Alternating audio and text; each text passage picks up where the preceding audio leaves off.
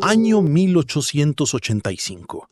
En medio de una tormenta huracanada en el Atlántico Norte, un barco francés llamado Isere lucha por no naufragar. En sus bodegas guarda un secreto repartido en 350 piezas de cobre. Si ese barco se hunde, el símbolo más icónico del mundo moderno desaparecerá antes de ser ensamblado. Pero, ¿y si te dijera que este regalo de Francia fue rechazado primero por Egipto? ¿O que su cara está inspirada en un rostro que Bartholdi veía cada mañana al despertar? Hoy desarmamos al gigante para descubrir la ingeniería imposible, el drama financiero y la ciencia detrás del color que define a una nación.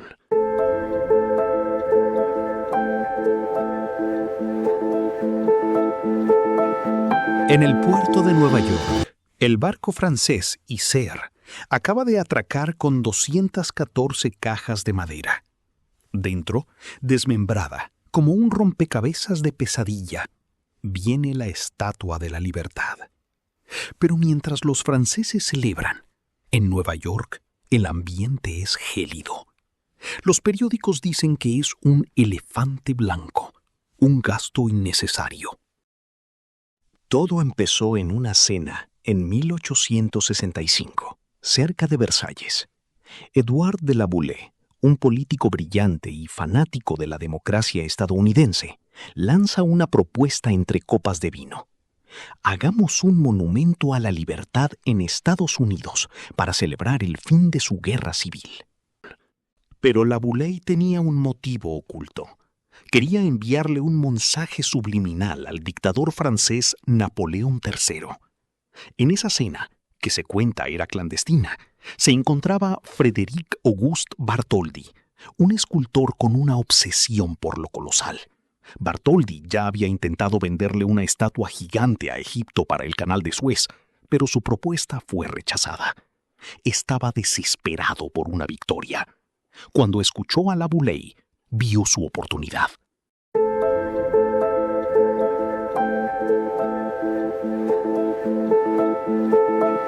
Construir una estatua de 225 toneladas no es arte, es ingeniería de guerra. Bartholdi sabía esculpir, pero no sabía cómo evitar que el viento de Nueva York derribara su obra como un castillo de naipes. Buscó al mejor ingeniero de la época, Gustave Eiffel. Antes de su famosa torre, Eiffel era el mago del hierro. Él diseñó algo revolucionario, un esqueleto interno, un poste central de hierro con una estructura flexible. Sí, la estatua se mueve. Si el viento sopla fuerte, la estatua puede oscilar hasta 12 centímetros. El desafío técnico era absurdo. Tenían que martillar láminas de cobre del grosor de una moneda de 2 centavos sobre moldes de madera. Cientos de hombres en París, en el taller Gaguet, Gautier y Sié, ensordecidos por el ruido de los martillos. Era un caos rítmico. Imaginen el calor, el olor a metal quemado y la presión de un reloj que no se detenía.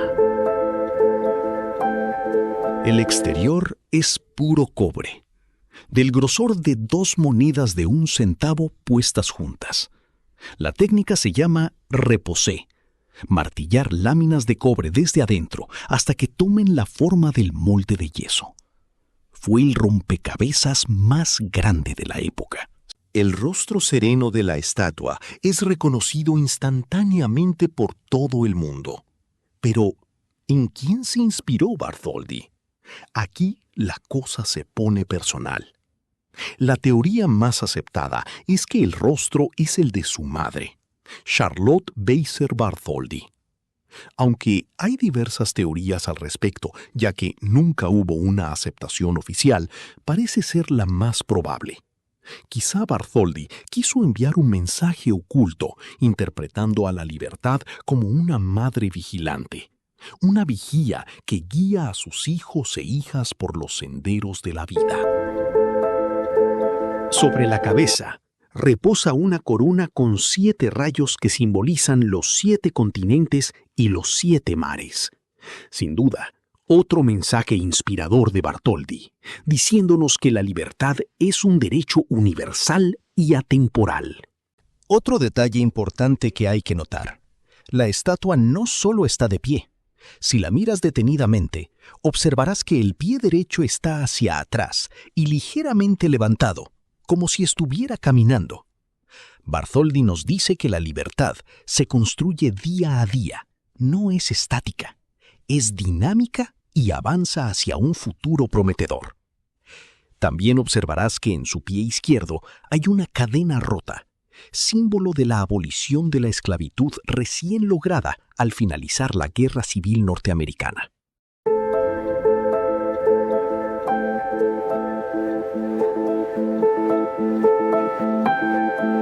Hablemos de la joya de la corona, o bueno, de la mano, la antorcha. Si hoy vas al Liberty Island, verás que brilla como si fuera de oro puro. Y, spoiler alert, es porque lo es. En la restauración de los años 80, la recubrieron con láminas de oro de 24 quilates. Puro lujo neoyorquino. Pero el plan original de Bartholdi era un desastre. Él quería que la antorcha fuera un faro funcional. El problema es que el cobre no deja pasar la luz.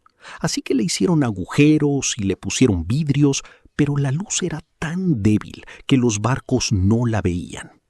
La Estatua de la Libertad fue, oficialmente, el faro más inútil de la historia durante 16 años.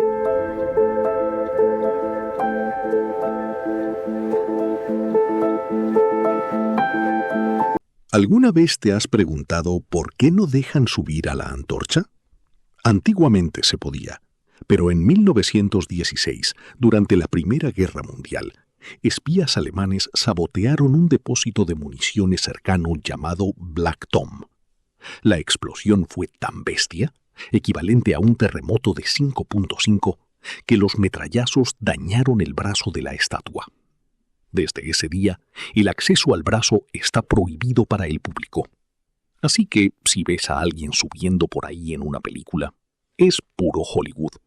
El brazo quedó tocado para siempre por una guerra en la que Estados Unidos ni siquiera había entrado oficialmente todavía. Si te fijas en su brazo izquierdo, Lady Liberty no lleva un libro, ni una Biblia, ni su diario secreto. Lo que sostiene se llama tabula ansata, una piedra de leyes que usaban los antiguos romanos. Es básicamente la tablet más grande y pesada de la historia. Mide casi 7 metros de alto. Un iPad de ese tamaño no te cabría ni en la mochila más grande del mundo. En ella solo hay una inscripción grabada en números romanos. Es el 4 de julio de 1776, la fecha en la que se firmó la Declaración de Independencia de Estados Unidos. ¿Y por qué esto es tan importante? Porque la estatua es un equilibrio perfecto. Mientras la antorcha en su mano derecha representa la libertad, la luz que guía, la tabla en la izquierda representa la ley. El mensaje de Bartholdi era claro. La libertad sin leyes solo genera caos, y las leyes sin libertad conducen a la tiranía. Necesitas ambas para que una democracia funcione. Por eso la sostiene cerca del corazón. Es el recordatorio de que Estados Unidos no se fundó sobre la voluntad de un rey, sino sobre un pedazo de papel que decía que todos somos iguales.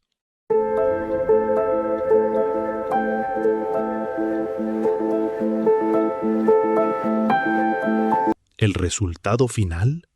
Tuvieron que desarmarla en 350 piezas individuales y meterlas en 214 cajas. Cruzó el Atlántico en una fragata llamada Iser, que casi se hunde por el peso. Llegó en 1885 y se quedó en las cajas por un año entero, mientras los americanos se peleaban por quién pagaba el pedestal. Imagínate tener un regalo de Navidad guardado por un año en el sótano. Francia puso la estatua, pero Estados Unidos tenía que poner el pedestal. El problema El gobierno estadounidense dijo: no tenemos presupuesto.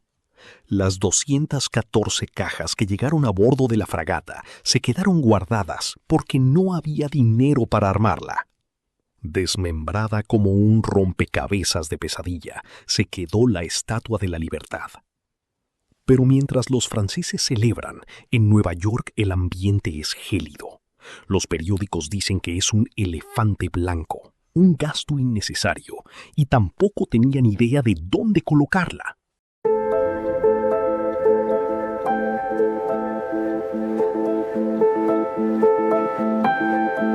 El proyecto estaba muerto. La estatua estaba guardada en cajas y el pedestal era solo un hueco en Bedloes Island. Fue entonces cuando apareció Joseph Pulitzer. Pulitzer, un inmigrante húngaro que sabía lo que era el hambre y la persecución por ser judío, usó su periódico, The World, para avergonzar a la nación. Escribió: la estatua no es un regalo de los millonarios de Francia a los millonarios de América, sino del pueblo de Francia al pueblo de América. The World recaudó fondos públicos para la construcción de un pedestal en la entrada del puerto de Nueva York. La campaña de recaudación fue todo un éxito. Más de 120,000 personas donaron. Niños enviaron sus ahorros, señoras dieron sus pensiones. La mayoría de las donaciones eran de menos de $1. El pueblo compró su libertad, mientras los ricos miraban hacia otro lado.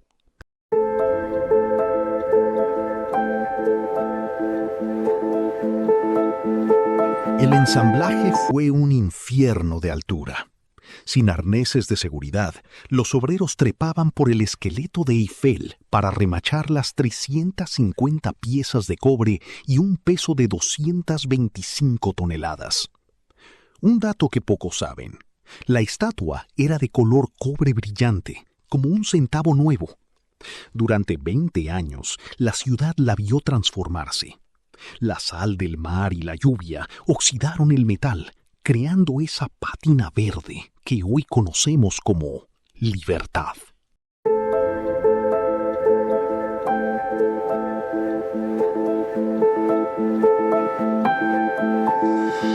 El 28 de octubre de 1886, 1,000,000 de personas salieron a la calle para la inauguración. Bartholdi estaba en la cima, en la antorcha.